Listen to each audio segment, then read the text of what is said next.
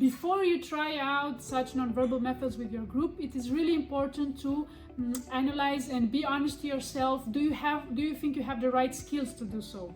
There are several aspects that you need to take into consideration before bringing such body-based methods into your classroom. First of all, you need to have knowledge of your group. You need to know a bit about the group members. Is there anything that you should take into account?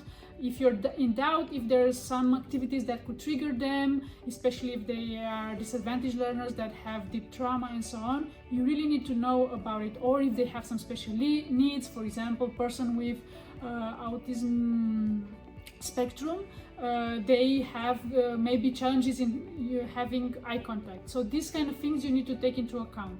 Also, and especially if you have groups from different cultural backgrounds, you need to know a bit about their cultures and what is culturally allowed and what is culturally disencouraged, especially for techniques that involve body proximity and interaction and contact, holding hands and so on with other participants.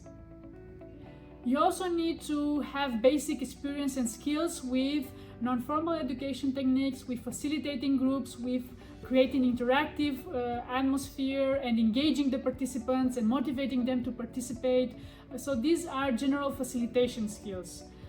It's also important to be able to observe and understand and interpret the non-verbal communication cues, like for example the body language, the posture, the mime of the participants, in order to understand which is their reaction to the suggestion of exercises you do and how you can adapt the exercises accordingly.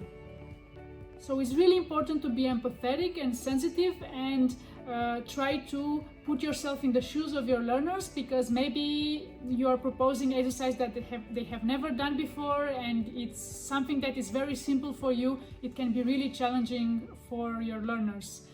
So that's why talking about the comfort zone and about and teaching them first how to respect their comfort zone and not get too much out of their comfort zone is really important.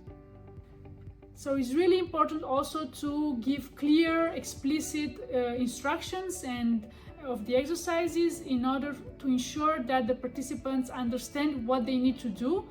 So try to avoid very complex and long explanation, because the purpose of these nonverbal methods is to try to connect with our emotional and instinct part and not so much with our intellectual and analytic side. So it's important to be brief in explaining what we need to do and why we are doing this exercise. In that sense, it also helps to make practical demonstration of the exercises. You can choose one colleague or one of the participants to show the exercise, what it should be done. This way, the persons who maybe have language barriers can see and do by imitation, rather than being frustrated because they don't understand verbally all the instructions.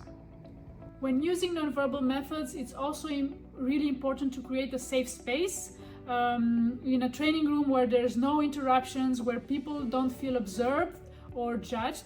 And it's really important to have patience, because sometimes learners have their own rhythm, so don't try to push and propose activities that are more advanced if you see that the participants are not really comfortable with the basic exercises. So have patience.